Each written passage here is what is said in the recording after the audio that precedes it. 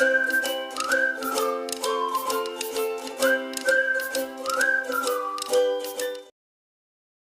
And welcome students. इस video में हम लोग सीजी बोर्ड क्लास 8 इंग्लिश के मॉडल क्वेश्चन पेपर का सेट 2 स्टडी करेंगे। आई होप आप फर्स्ट वाला सेट जो है वो देख चुके हैं, उसके बाद आप सेट 2 के प्रैक्टिस के लिए आए हैं। अगर आप नहीं देखे हो तो उसका लिंक आपको नीचे डिस्क्रिप्शन में मिल जाएगा, आप वहाँ से चेक कर सकते हैं। मॉडल क्वेश्चन पेपर का सेट 2, जैसा मैं आपको पहले भी बता चुकी हूँ सेट 1 में, कि जो भी ये क्वेश्चंस हैं ये ज़रूरी नहीं कि एग्ज़ाम में रिपीट हो, ये आपके प्रैक्टिस के लिए है। स्टार्ट करते हैं मल्टीपल चॉइस क्वेश्चन से। फर्स्ट दिया है choose the correct option. Question number 1, what did the artist get as a reward. Reward के तौर पे आर्टिस्ट को क्या मिला था ये आपको बताना है। Money, praise, chief ministership, kingdom. तो यहाँ पे स्टोरी के अकॉर्डिंग आपका ये क्वेश्चन दिया है, जो आपके टेक्स्ट बुक में स्टोरीज है वहाँ से। तो आर्टिस्ट को रिवॉर्ड के तौर पे प्रेज मिले थे, तो ये यहाँ पे लिख दोगे आप, ऑप्शन बी हो जाएगा। Then the boy stripped the tree of every single mango and, जो बॉय था वो ट्री में से हर एक सिंगल मैंगो जो है वो तोड़ा और उसको सेल किया। तो उसको सोल्ड करके, यहाँ पे लिखा है सोल्ड देम, तो उन सबको सेल किया। और सेल करके वो क्या किया, क्यों सेल किया था मतलब, तो वो सेल किया था टू गेट मैरिड, या फिर to make a house, to be travelled, to buy a car. तो यहाँ पे आपका आंसर है option A, sold them to get married. Then आ जाते हैं हम लोग क्वेश्चन नंबर 3 में। The squirrel is able to, squirrel क्या कर सकता है, make a spear, make up a year, crack a nut, carry forest. तो स्टोरी में जो कैरी फॉरेस्ट है, फॉरेस्ट कैरी करने का जो यहाँ पे वर्क था वो माउंटेन का था। Mountain is able to carry the forest और squirrel is able to crack a nut. तो आंसर हो जाएगा आपका option B, crack a nut. ये सारे क्वेश्चंस आपके फिलहाल अभी तक जितने भी हैं वो टेक्स्ट बुक से हैं। Then whenever I felt that I was getting anxious I would, जब भी मुझे लगता था कि मैं एंशियस मतलब कि थोड़ा सा डर वाला फीलिंग, तो वैसा जब मुझे फीलिंग आ रहा है तब उस केस में मैं क्या करता था। तो यहाँ स्टोरी के अकॉर्डिंग वो सॉन्ग गाता था, या फिर स्माइल करता था, या फिर अपने टारगेट के बारे में सोचता था, या फिर रिलैक्स करेगा, एक जोक क्रैक करेगा और उसके बाद किसी से बात करेगा। तो यहाँ पे आपका ऑप्शन हो जाता है ऑप्शन डी, जो है वही, relax, crack a joke and talk to somebody. Next है she worked for the film, कौन से फिल्म के लिए काम की थी। तो नाचे मयूरी, अरुणिमा, गजागामिनी, या फिर दामिनी। तो आपका आंसर है option A, Nache Mayuri. Then which of the following is an adverb. अभी तक के जो आपके 5 क्वेश्चंस थे ऊपर पूरे, ये आपके टेक्स्ट बुक से थे। अब आपको जो क्वेश्चंस मिलेंगे ये ग्रामर सेक्शन से है। तो आपका पहला क्वेश्चन हो गया कि इनमें से कौन एडवर्ब है। क्विकली, स्टैंड, शॉर्ट या स्मार्ट। एडवर्ब क्या होता है, तो जैसे वर्ब होता है जो, वो वर्ड जिससे आपको पता चल रहा हो कि कोई काम हो रहा है, जैसे कि स्टैंड मतलब खड़ा होना, तो ये काम हो गया। या फिर जैसे आप बोलोगे कि क्विक मतलब कि तेज़, तो जो आपके नाउन को थोड़ा सा और एनहांस कर दे ना, वैसे वाले वर्ड्स हम लोग बोल सकते हो। तो एडवर्ब यहाँ पे क्या हो जाएगा कि उसी वर्ब में जब हम लोग ऐसे सफिक्स यूज़ करते हैं और उसके बाद में उसका मीनिंग थोड़ा सा चेंज हो जाता है। जैसे क्विक का क्विकली लिखा हुआ है, स्मार्ट का स्मार्टली लिख देते, शॉर्ट का शॉर्टेस्ट या शॉर्टर, वैसा करके हम लोग उसके बना सकते हैं। तो यहाँ पे फ़िलहाल आपको जो एडवर्ब है वो दिख रहा है ऑप्शन ए में, क्विकली। ये नॉर्मली जो ऐसा लिखा रहता है ये आपके एडवर्ब में नहीं आएगा, वहाँ पे हम लोग थोड़ा सा और वर्ब को जब एनहांस कर देते हैं वो वाला फिगर है। तो ऑप्शन ए हो जाएगा quickly. Then which of the following is not a pronoun, pronoun नहीं है। तो प्रोनाउन में जैसे हम लोग नाउन के जगह पे जो वर्ड यूज़ करते हैं, जैसे ही, शी, इट, ये सारे, तो यहाँ पे तो शी दिया है तो ऑब्वियस है ये तो आपका प्रोनाउन है। आपको पूछ रहा है प्रोनाउन नहीं है इसमें से, ये बताना है। तो फर्स्ट वाला तो आपका नहीं होगा। देन उसके बाद में हिम, दे, टेल। तो टेल जो लिखा है यहाँ पे ये प्रोनाउन नहीं है। ये बाकी सबको हम लोग किसी पर्सन को ऐसा बताने के लिए यूज़ कर सकते हैं, ही, शी, हिम, दे, ये सब वर्ड्स। लेकिन टेल जो है वो नहीं होगा, टेल आपका इसमें आ जाएगा वर्ब में। Then she wants to become dash engineer, आपको आर्टिकल लगाना है, ए एन द, या फिर कुछ भी नहीं। सो इंजीनियर जो वर्ड लिखा है इसके सामने आपका आर्टिकल यूज़ होगा an. She wants to become an engineer, क्योंकि आपका ई जो है वो वोवल साउंड है। देन 9th क्वेश्चन है, I dash pizza very much, मुझे पिज़्ज़ा बहुत पसंद है। तो ऑब्वियसली लाइक होगा। अब लाइक का कौन सा फॉर्म, जैसे लाइक्स, ईस लाइक, लाइक या वॉस लाइक। तो आई लाइक पिज़्ज़ा, कुछ नहीं आपको ऐड करना है, simple I like pizza very much. तो आंसर हो गया आपका ऑप्शन सी। देन आते हैं लास्ट क्वेश्चन, आपका question number 10, my father rode the book, it dash by my father. My father rode the book, ये नॉर्मल सेंटेंस हो गया। अब it was written by my father होगा ना। इसी चीज़ को जब आप दूसरे फॉर्म में कन्वर्ट करो तो माई फादर रोड द बुक मान लो कि आपका एक्टिव वॉइस है या फिर डायरेक्ट नरेशन है। अब इसको इनडायरेक्ट में या पैसिव में कन्वर्ट करना हो तो it was written by my father, तो वॉज रिटन यहाँ पे आपका आंसर हो जाएगा ऑप्शन बी। अब आ जाते हैं फिल इन द ब्लैंक्स में। Fill in the blanks by given words in the box. Box में आपको कुछ वर्ड्स दिए हुए हैं, इनका यूज़ करके आपको ब्लैंक्स को फिल करना है। फर्स्ट ब्लैंक आपका है बेगर्स यूजुअली वेयर। जो बेगर्स होते हैं वो किस तरह के कपड़े पहनते हैं, तो यहाँ पे बिजनेसमैन, रैगर, मोन्यूमेंट्स, ऑर्निथोलॉजी और एम्प्यूटेट दिया है। तो यहाँ पे बेगर्स जो है दे यूजुअली वेयर रैग्स, तो यहाँ पे आंसर हो जाएगा रैग्स। अब जैसे ये अगर कोई एक नहीं भी बन रहा है तो आप नेक्स्ट वाले क्वेश्चन पे जा सकते हो, क्योंकि आपको यहाँ पे तो ऑप्शंस मिले हैं। तो अगर लास्ट में फिर जो नहीं बन रहा होगा उसको फिर लास्ट में देख लेंगे कि क्या क्या ऑप्शंस हमारे पास बचे हैं। One who runs a business, जो बिजनेस रन करता है वो बिजनेसमैन, तो ये इजीली यहाँ पे फिल हो जाता है आपका। The science of studying birds, ये आपके स्टोरी से ही है, इसमें हम लोग पढ़े हैं कि science of studying birds is known as ornithology, तो वो यहाँ पे हो जाएगा आपका। Then Rahim was injured and the doctor was forced to dash his right hand. Right hand को क्या करना पड़ेगा, जब बहुत ज़्यादा इंजरी हो जाता है तो उस पर्टिकुलर पोर्शन को आपको कट करके निकालना होता है, इसको बोलते हैं एम्प्यूटेट करना। तो वही यहाँ पे है कि amputate his right hand. Then the Red Fort, Jantar Mantar and the Taj Mahal are, ये सारी चीज़ें क्या हैं, मॉन्यूमेंट्स हैं, तो वो यहाँ पे लिख दोगे मॉन्यूमेंट। तो इस तरह से हो गया आपका सारा जो भी ब्लैंक था वो सब फिल। देन नेक्स्ट आ जाते हैं very short answer type questions में। फर्स्ट क्वेश्चन दिया है what is Devdas Banerjee famous for. Devdas Banerjee किस चीज़ के लिए फेमस थे, so he was famous for popularizing Panthi dance, तो आप आंसर लिखोगे Devdas Banerjee is famous for popularizing Panthi dance. उसके बाद सेकंड क्वेश्चन है कि what was Madhura earlier known as, तो मदुरई को पहले किस नाम से जाना जाता था, मधुरापुरी, तो वही लिख देंगे Madurai was earlier known as Madhurapuri. Then what is ISI mark used for, ISI mark का क्यों यूज़ करते हैं, किसी भी प्रोडक्ट का जो स्टैंडर्ड क्वालिटी है उसको कंफर्म करने के लिए। So ISI mark is given to confirm the standard quality of the product. ये अभी तक के जो क्वेश्चंस थे उसके आंसर हो गया। अब आपको एक प्रोवर्ब दिया हुआ है और आपके एक सेंटेंस लिखा हुआ है, उसका मीनिंग दिया है उसके बाद, तो आपको इनको यूज़ करना है, मतलब प्रोवर्ब का यूज़ करके एक सेंटेंस बनाना है और मीनिंग जो है वो भी हम लोग को उसमें यूज़ करना है। जैसे प्रोवर्ब यहाँ पे दिया है हेल्थ इज़ वेल्थ, ये बहुत ही वेल नोन प्रोवर्ब है। अब इसका मीनिंग दिया है कि good health is a valuable help. अब इनको यूज़ करके आपको एक सेंटेंस बनाना है। तो यहाँ लिखेंगे हम लोग Ajay is able to do hard work continuously and this has helped him to attain great success. Good health is valuable, good health is a valuable help, ये यहाँ पे आपका इसका जो मीनिंग था, मतलब ये वो चीज़ कहीं ना कहीं यहाँ से निकल के आ रहा है ना, कि अजय जो है वो हार्ड वर्क कर पाता है कंटिन्यूसली और इसीलिए उसको ग्रेट सक्सेस मिल रहा है। So it has happened, so because he keeps good health, ये क्यों हुआ, क्योंकि वो अपना हेल्थ जो है वो अच्छा रखता है। He has proved that health is wealth, तो उसने प्रूव किया है कि हेल्थ क्या है, वेल्थ है।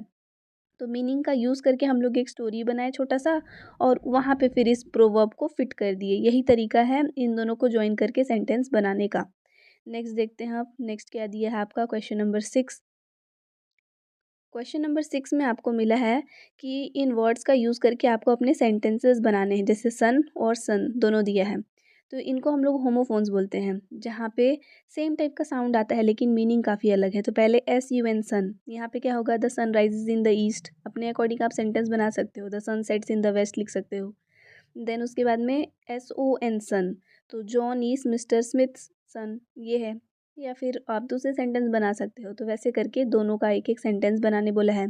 देन उसके बाद क्वेश्चन नंबर 7 में make a word list related to the given word. यहाँ पे एक वर्ड दिया हुआ है हॉस्पिटल, इससे रिलेटेड आपको वर्ड लिस्ट बनाने हैं, कोई भी 4 वर्ड्स लिखने हैं। जैसे कि हॉस्पिटल से रिलेटेड हो सकता है वार्ड बॉय, पेशेंट, डॉक्टर और नर्स। इसके अलावा हॉस्पिटल से रिलेटेड हो सकते हैं मेडिसिन, इंजेक्शंस, तो वो भी चीज़ें आप यहाँ पे लिख सकते हो। तो अपने अकॉर्डिंग कोई भी 4 वर्ड्स जो उससे रिलेटेड हो वो आपको यहाँ पे लिखना था। देन आ जाते हैं अब short answer type question first. Research is still required on 2 things, what are they. अभी तक रिसर्च 2 चीज़ों पर रिक्वायर्ड है और वो 2 चीज़ें क्या हैं, ये आपकी स्टोरी से है क्वेश्चन सारे। So research is required on following 2 things, क्या क्या है, first the discovery that one's neighbours are interesting people, और second, you do not have to travel too far to satisfy your curiosity. तो अपने curiosity को satisfy करने के लिए ज़्यादा दूर ट्रैवल नहीं करना पड़ेगा। और इसके अलावा जो नेबर्स होते हैं वो इंटरेस्टिंग पीपल होते हैं, तो ये जो है एक तरह से क्यूरियोसिटी है ना, तो इसको पूरा करने के लिए ज़्यादा दूर नहीं जाना पड़ेगा, अपने नेबर्स को ही देखना है। तो रिलेट करके भी इसका मीनिंग जो है वो हम लोग निकाल सकते हैं। देन क्वेश्चन नंबर 9 है, why is Salim Ali called bird man of India. ये तो बहुत ही रिपीटेड टाइप का क्वेश्चन है, ये पॉसिबिलिटी है कि ये एग्जैक्टली रिपीट हो जाए question. So why is Salim Ali called the bird man of India, क्यों बोलते थे? तो इंडिया में जो बर्ड्स हैं वो उनका जो अपना एक दुनिया होगा खुद का भी, जैसे ह्यूमन बींग्स है, हमारा लाइफ है, हम जानते हैं कि क्या होता है, वैसे ही बर्ड्स का भी अपना होगा। So the world of birds was expose to us by great Salim Ali's contribution.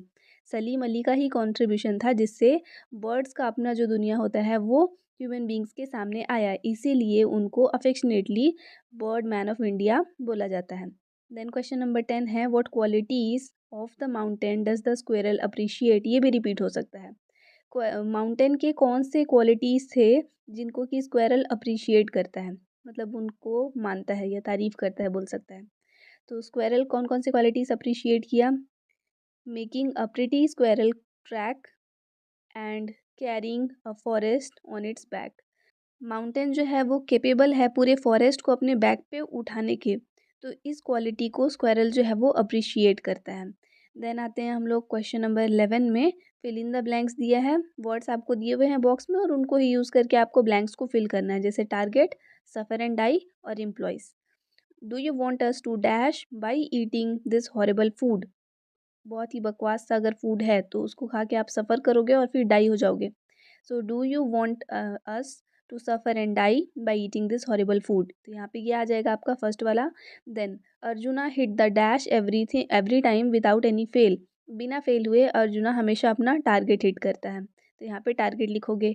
और the defence research and development organisation dash a lot of scientist. बहुत सारे साइंटिस्ट को एम्प्लॉय करता है, कौन? Defence research and development organisation. इस तरह से आपका 11 वाला क्वेश्चन फिल हो गया।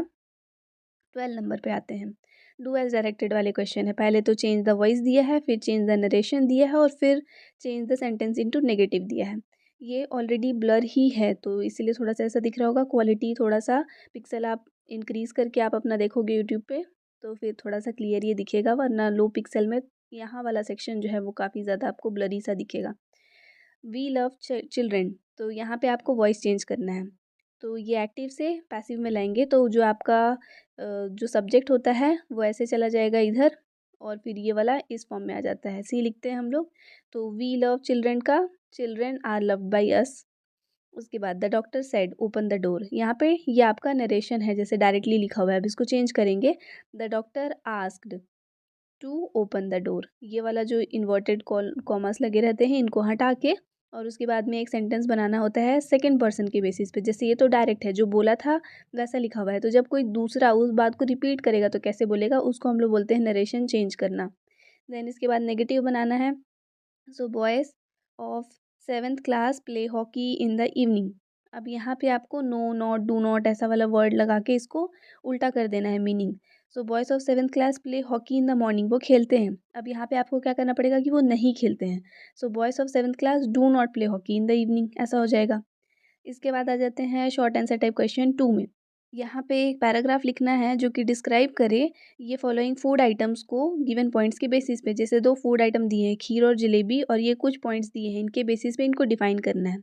तो पहले खीर को डिफाइन करते हैं, शेप और साइज, टेस्ट, लुक, कलर और उस अपने लाइक और डिसलाइक के बेसिस पे। जैसे खीर है तो अब शेप और साइज़ की बात करें तो kheer does not have any definite shape and it is a semi liquid, as it is a semi liquid. तो यहाँ पे पहला उसका शेप और साइज़ डिफाइन हो गया कि इसका कोई भी एक डेफिनिट शेप नहीं होता है क्योंकि वो सेमी लिक्विड फॉर्म में होता है और लिक्विड तो हमेशा अपने कंटेनर का ही शेप लेगा। तो ये हो गया इसके शेप और साइज़ का बात। अब टेस्ट की बात करें तो खीर ऑब्वियसली स्वीट होगा, तो इट टेस्ट स्वीट। अब लुक की बात करें तो वो ब्राउनिश या फिर पिंकिश वाइट कलर का होता है। जो खीर होता है वो तो वाइट रहता है लेकिन हल्का सा उसमें ब्राउनिश शेड होगा या फिर पिंक जैसा, आप अपने अकॉर्डिंग चेंज कर सकते हो, लाइक थोड़ा येलोइश शेड भी लिख सकते हैं। So it looks yellowish white in colour, ऐसा लिख दो। उसके बाद ये लुक हो गया। ठीक है, डिपेंडिंग ऑन इट्स प्रिपरेशन, वो भी लिखा है कि आप कैसे प्रिपेयर किए थे। अब कलर की बात करें, so it's look is quite tempting. अच्छा, लुक को नीचे लिखा है और कलर को पहले लिख दिया था, तो कलर हम लोग बता दिए। अब लुक की बात करें तो थोड़ा टेम्पटेटिंग होता है, मतलब देख के खाने का मन करता है वैसा। लाइक और डिसलाइक में तो I like it very much, अगर नहीं पसंद तो आई डोंट लाइक इट लिख देना। उसके बाद अब जलेबी को भी सेम वैसे ही, तो शेप अगर देखेंगे तो सर्कुलर इन शेप। टेस्ट बोलेंगे तो शुगरी स्वीट, ऐसा टेस्ट हो जाएगा उसका, स्वीट टेस्ट लिख देना। और उसके बाद अगर उसकी लुक्स की बात करें तो वो सर्कुलर शेप का होता है, और उसके मतलब सर्कल्स जो होते हैं वो ऐसे लूप के फॉर्म में रहते हैं, तो वो लिख सकते हो। उसके बाद कलर की बात करें तो गोल्डन ब्राउन कलर या फिर ऑरेंज कलर लिख सकते हो, डार्क येलो कलर लिख सकते हो। उसके बाद में लाइक और dislike, so I like it very much, यहाँ भी वही दिया है, नहीं पसंद तो आई डोंट लाइक इट, इसमें भी लिख सकते हो। तो ऐसे करके इनको सिंपल ही है, बस आपको उसको एक्सप्लेन करना था, और वो भी पॉइंट्स भी दिए हैं कि किस पॉइंट के बेसिस पे करना है। अगर नहीं दिया हो तो एक बार के लिए 4-5 लाइन लिखना उसके ऊपर थोड़ा डिफिकल्ट हो जाता। Question number 14, frame your own sentence using the words given below. कुछ कुछ वर्ड्स दिए हैं, इनको यूज़ करके आपको अपने खुद के सेंटेंस बनाने हैं। तो पहले जैसे चार्ज दिया है, the terrorist could not survive the charge made on them by the soldiers. Soldiers ने उनके ऊपर जो चार्जेस लगाए हैं उसके बेसिस पे टेररिस्ट जो है वो सर्वाइव नहीं कर पाएंगे, तो ये दिया है। चार्ज का यूज़ करके और सिंपल सेंटेंस भी बना सकते हैं, तो वो भी आप लिख सकते हो इसमें। जैसे कि यहाँ पे चार्ज वर्ड को हम लोग फ़ोन चार्ज करने के ऊपर भी ले सकते हैं ना, और वैसे ही चार्ज वर्ड को हम लोग दूसरे चार्जेस के ऊपर ले सकते हैं, like the making charges on gold are very high, तो वो भी तो आपका चार्ज में ही आ जाएगा, तो उस हिसाब से अपने सेंटेंस बना सकते हो। नेक्स्ट फेयर दिया है, फेयर जो है वो यहाँ पे I saw Pheri in my dream दिया है, लेकिन फेयर वर्ड यूज़ करना था हम लोग को, फेरी वर्ड यूज़ नहीं करना था। सो फेयर यूज़ करके आप सेंटेंस बनाओगे। देन ड्राइव दिया है, so he does not drive the car well, drive को बना सकते हैं, ठीक है, वो अच्छे से गाड़ी नहीं चलाता है। डेज़ी, डेज़ी जो है वो एक टाइप का फ्लावर है। So I have many daisy plants in my garden. अगर आपको मीनिंग पता होगा वर्ड्स का तो ऑब्वियस है कि आप सेंटेंसेस बना लोगे, अगर मीनिंग नहीं पता है उस केस में सेंटेंस नहीं बना पाओगे। नेक्स्ट दिया है, complete the following sentences. The garbage beans dash street lights never dash the lane was full of pot holes on Sharma's street. तो यहाँ पे दो वर्ड है, ओवरफ्लोड और वर्कड, ये दो को आपको फिट करना है। तो गार्बेज बिन्स जो है वो ओवरफ्लो हो रहे थे, और जो स्ट्रीट लाइट्स हैं वो काम नहीं कर रहे थे, तो नेवर वर्कड। तो जैसा सीक्वेंस में दिया है वैसा ही फिल हो जाएगा, यहाँ पे ओवरफ्लोड और यहाँ पे वर्कड आपका फिल हो जाएगा। नेक्स्ट दिया है, Amala started dash on the embankment towards the train, then dash down the muddy path on to the tracks she continue to run. तो यहाँ पे रनिंग और स्क्रैम्बल्ड दिया है, तो पहले जो है वहाँ पे पाथ पे वो क्या कर रहे थे, रन, और बाद में फिर गिर जाना होता है। स्क्रैम्बलिंग का मतलब होता है, मतलब ऐसे जैसे राउंड राउंड होते होते नीचे गिरना, लुढ़कते हुए जो बोलते हैं वैसा। तो पहले दौड़ेंगे तब तो जाके आप गिरोगे, कि पहले गिर जाएंगे वैसा वाला नहीं ना, तो सीक्वेंस में वैसा लिखना, रनिंग और उसके बाद में फिर आपका आ जाएगा स्क्रैम्बल्ड। ये हो गया। नेक्स्ट आते हैं आप क्वेश्चन नंबर 16 में। 16 में आपको दिया हुआ है कि एक साइंस एग्जीबिशन हुआ, उसमें आप जा रहे हो। So what questions would you ask when looking at the robotic model. एक साइंस एग्जीबिशन हुआ, वहाँ पे एक रोबोटिक मॉडल आप देखे, तो उसको देख के आप क्या क्वेश्चंस पूछोगे। जैसे इससे पहले वाले सेट में अगर आप APJ अब्दुल कलाम के टाइम पे होते तो उनसे क्या क्वेश्चंस पूछते, वैसा दिया था ना, तो वैसे ही यहाँ पे बनाया है। तो पहला हम लोग क्या पूछ सकते हैं कि इस मॉडल का मेन पर्पस क्या है। उसके बाद ये जो रोबोट है वो काम कैसे करता है। उसके बाद इसको बनाने में क्या क्या कंपोनेंट्स का यूज़ हुआ था। उसके बाद पूछ सकते हो कि क्या रियल लाइफ सिचुएशंस में भी ये रोबोट जो है वो काम आ सकता है। तो ये क्वेश्चंस इसके अकॉर्डिंग है, आप अपने अकॉर्डिंग क्वेश्चंस मॉडिफाई कर सकते हैं। अब दिया है लॉन्ग आंसर टाइप क्वेश्चन, जैसे कि पहले दिया है बायोडेटा। बायोडेटा इंपॉर्टेंट है, यही सेम चीज़ नहीं आएगा लेकिन बायोडेटा आएगा आपके एग्जाम में, तो इसको पढ़ना है। देखो बायोडेटा कैसे लिखा जाता है, तो एक पैराग्राफ दिया होता है, और ये पैराग्राफ को पढ़ के आपको इसमें से की पॉइंट्स निकालने होते हैं। मैं उन्हीं चीज़ों को अंडरलाइन करूँगी जो लगेगा कि हाँ ये की पॉइंट है। तो देखो 12 Feb 2005 the tennis sensation from Hyderabad Sania Mirza became the first Indian women to win a WTA tour event in Hyderabad Sania Mirza की बात हो रही है, तो आपके बायोडाटा का आपको हेडिंग मिल गया, क्या मिला? नेम। नेम क्या है? Sania Mirza. Next sentence read करते हैं। Daughter of Imran Mirza who played cricket for Bombay and Hyderabad and grand niece of Ghulam Ahmed former Indian cricket captain has sports in her blood. अब यहाँ से भी जो जो इम्पोर्टेंट है उसी को अंडरलाइन करें, तो ये हटा दूँ मैं।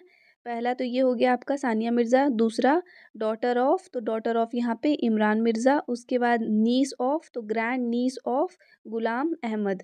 ये इतने पॉइंट्स आपको यहाँ तक मिले हैं। उसके बाद में गुलाम अहमद भी कौन थे? तो इंडियन क्रिकेट कैप्टन थे वो, ठीक है, वहाँ तक तो उससे नहीं है, लेकिन इससे पता चल रहा था फिलहाल कि सारे लोग स्पोर्ट्स बैकग्राउंड से हैं, तो इनके ब्लड में ही स्पोर्ट्स था, ऐसा। Now, Mr. K. Birla, the president of Birla, founded and formed president of All India Tennis Association, announced a cash prize of rupees 2 lakh apart from her dollar 22,000 match award. तो इनको match में अपने 22,000 मिला था, और उसके अलावा उनको एक्स्ट्रा में 2 लाख रुपीज़ जो है वो अनाउंस किए थे अपने साइड से। और she has the 2004 ITK Women Single and Doubles in 2004 titles on her name. तो यहाँ से भी मैं प्राइज़ वगैरह हटा दूँ तब भी उनको क्या क्या टाइटल्स मिले हैं तो वो आप ले सकते हो। विमेंस सिंगल और डबल, 2004 में विमेंस सिंगल और 2004 में ही डबल्स का भी टाइटल। तो अब यहाँ से हम लोग बायोडाटा में क्या क्या लिख सकते हैं? पहला लिख सकते हैं नेम। नेम में आप लिख दोगे सानिया मिर्ज़ा। उसके बाद बर्थ प्लेस लिख सकते हैं हैदराबाद। उसके बाद में आप उनका फादर्स नेम लिख सकते हो Imran Mirza. Then next point लिखोगे ग्रैंड नीस ऑफ, मतलब कि ग्रैंड नीस दिया है तो वैसे, तो फिर यहाँ पे आप लिखोगे गुलाम अहमद। फिर नेक्स्ट आप लिख सकते हो रिसीव्ड अ कैश प्राइज़, जैसे यहाँ पे दिया है वो लिख सकते हैं, नहीं भी लिखोगे तो इसको चलेगा। नेक्स्ट हम लोग क्या बताएंगे इसके बारे में कि फेमस फॉर, फेमस फॉर क्या, तो हम लोग लिख सकते हैं टेनिस। टेनिस सेंसेशन थी, so famous for tennis.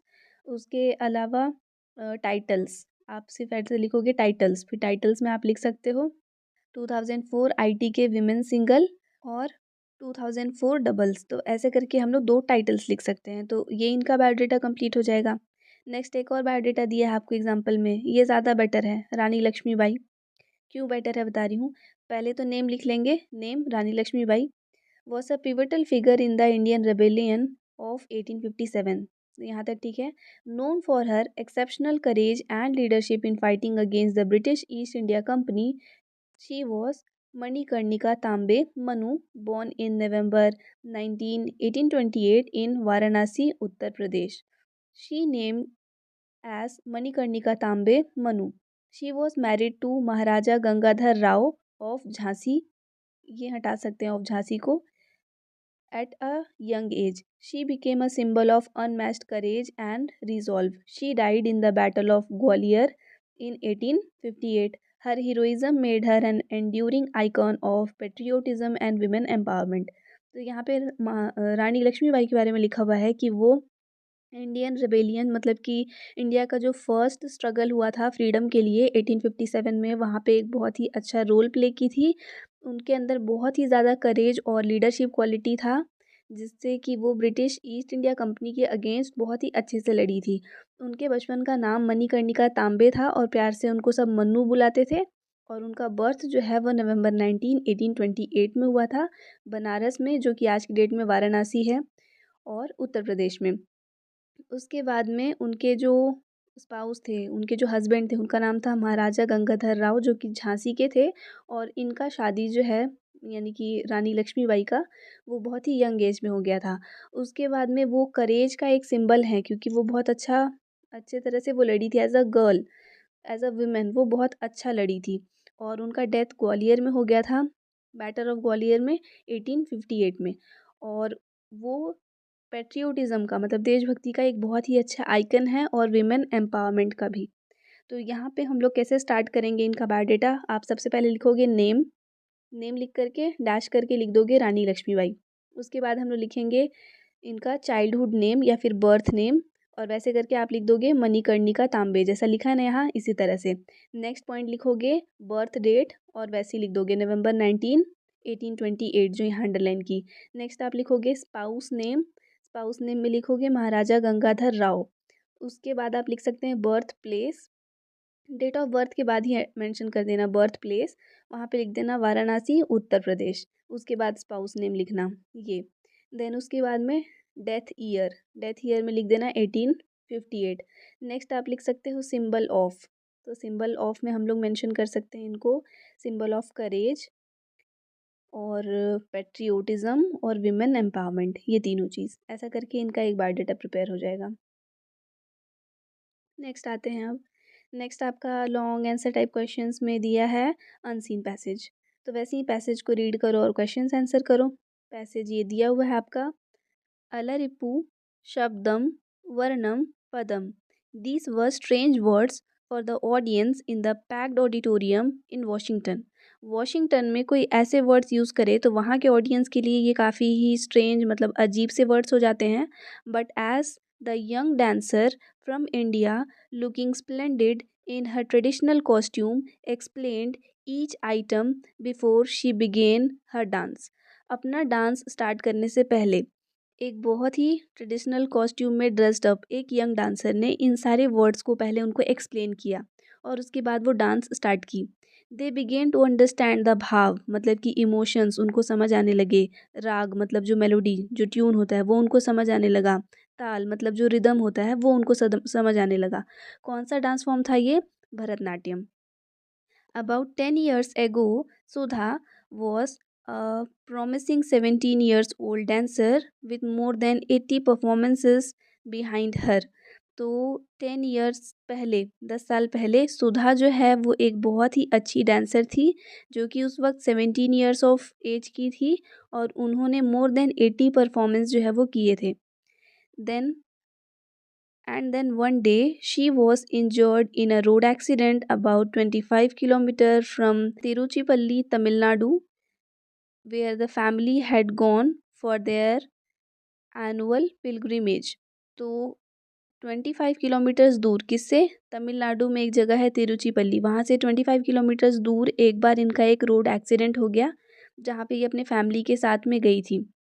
Perhaps she was not treated properly at the local hospital where she was rushed. In any case, her injuries resulted in dangerous infection। यहाँ पे थोड़ा सा टाइपिंग मिस्टेक हो गया है। तो यहाँ पे क्या होता है कि उनका ट्रीटमेंट अच्छे से नहीं हुआ लोकल हॉस्पिटल से और उसके वजह से उनको बहुत ही डेंजरस इन्फेक्शन हो गया। When she was taken to Chennai, the doctors they are tried hard to stop the growth of the infection, but finally they were forced to amputate her leg, right leg from about 8 centimetre below the knee. क्या होता है कि अब वो infection बहुत ज़्यादा बढ़ जाता है और जब तक वो चेन्नई पहुंचती है वहाँ पे डॉक्टर्स बहुत ट्राई करते हैं कि उनका इन्फेक्शन जो है जो बढ़ रहा है उसके ग्रोथ को रोक पाएँ, लेकिन वो ऐसा नहीं कर पाते हैं और लास्ट में उनका राइट लेग जो है वो डॉक्टर्स को एम्प्यूटेट करना पड़ता है, मतलब कट करके हटाना पड़ता है, जो कि हम लोग इसी में ही वर्ड मीनिंग देखे थे। तो कट करके हटाना पड़ता है और उनके नी से थोड़ा 8 सेंटीमीटर नीचे से उनका पैर जो है वो काट देते हैं और वहाँ से वो हटा देते हैं। तो ये हो गया आपका जो पैराग्राफ है। अब इसके अकॉर्डिंग क्वेश्चंस है उसको आंसर करेंगे। So what were the strange words told to the audience in Washington. Washington में जो ऑडियंस थे उनको कौन कौन से स्ट्रेंज वर्ड्स बोले गए थे?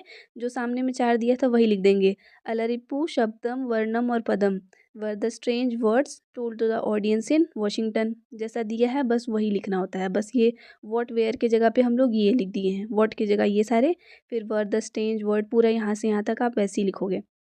Then where was the young dancer from. Young dancer कहाँ से थी? इंडिया की थी। So the young dancer was from India, क्योंकि और तो कोई लोकेशन आपको नहीं दिया है ऐसा। वॉशिंगटन में परफॉर्म कर रही थी तो इंडिया से वो गई थी एज अ रिप्रेजेंटेटिव, तो young dancer was from India. Then which dance the young dancer was going to perform. कौन सा डांस करने वाली थी? भरतनाट्यम। तो वही लिख देंगे, the young dancer was going to perform Bharatanatyam.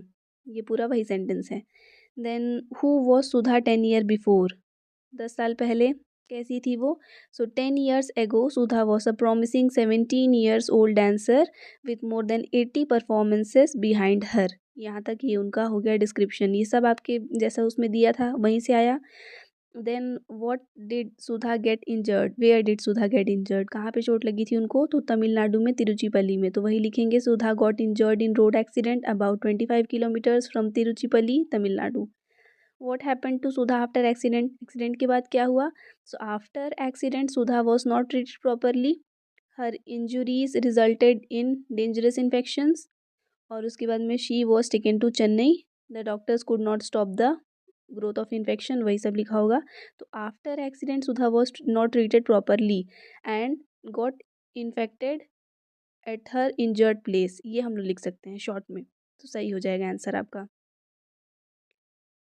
पूरा ही यहाँ पे एक्सप्लेन कर दिया है कि ग्रोथ ऑफ इन्फेक्शन को नहीं रोक पाए, उसके बाद में वो doctors were force to amputate her leg, right leg, from about 14 centimetres below the knee, तो इतना बड़ा लिखने का ज़रूरत नहीं है आपको।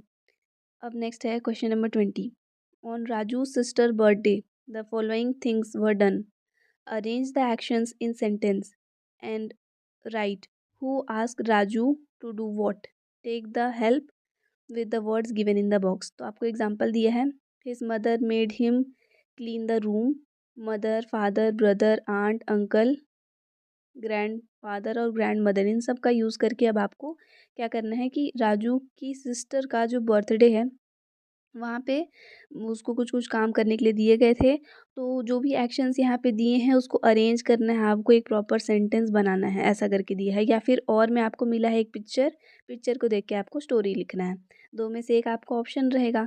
ये जो क्वेश्चन है ना, ये नहीं आएगा एग्जाम में, कंफर्म है कि इस तरह के क्वेश्चंस आपको नहीं दिखेंगे एग्जाम में, तो आप इसको स्किप कर सकते हो। लेकिन ये जो पिक्चर वाला है कि पिक्चर को देख करके आप पैराग्राफ फ्रेम करो, ये पिक्चर को देख के बताओ कि उससे आपको क्या समझ में आ रहा है, ऐसे क्वेश्चंस पूछ सकते हैं। जैसे यहाँ एक पिक्चर दिया है, इससे आपको एक स्टोरी ज़रूर याद आ रहा होगा जो आप बचपन में पढ़े थे। यहाँ पे लिखा भी है, मैं रीड कर रही हूँ, आपको याद आ जाएगा। Once upon a time there was a dog, बहुत पहले की बात है, एक डॉग था।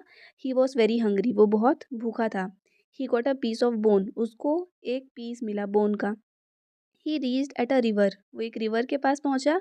ही saw his own image in the water, उसको अपना ही इमेज फिर उस वाटर में दिखा। Because of his foolishness he thought that another dog standing with a piece of bone, वो इतना बेवकूफ़ था कि उसको कैसा क्या लगता है कि एक और डॉगी है जो कि एक पीस ऑफ बोन के साथ वहाँ पे खड़ा है। He wanted to get it also, और उसको लालच आ गया, उसको वो वाला बोन भी चाहिए था। So he opened his mouth and got in to the end get the another bone and lost his own piece of bone to get the another bone. तो क्या होता है, वो जल्दी से अपना मुंह खोलता है ताकि वो उस हड्डी को भी क्या करे, उसको मिल जाए। तो अपना माउथ ऐसे ओपन करता है एकदम उसको ग्रैब करने के लिए, लेकिन माउथ ओपन करने की वजह से उसकी खुद के पास पहले से जो बोन था वो पानी में गिर जाता है। तो ये था इसके ग्रीड का स्टोरी। आप ये स्टोरी पढ़े होंगे बचपन में, पहले ही आपके बुक्स में था। तो वहाँ से आप अगर ये इमेज को देख के स्टोरी बना पाते, अगर वो याद होता तो वो लिख देते, और अगर नहीं याद है तो अब इसको देख कर जो भी स्टोरी बनाना चाहो वो बना सकते हो। यहाँ पे कंप्लीट हो गया आपका मॉडल पेपर का सेट 2। नेक्स्ट वाली वीडियो में हम लोग सेट 3 कवर करेंगे। आई होप ये वीडियो आपको समझ में आया और हेल्पफुल लगा होगा। Thanks for watching and please do subscribe if you are new to our channel, and if you want to stay connected with us then join the telegram link given in description.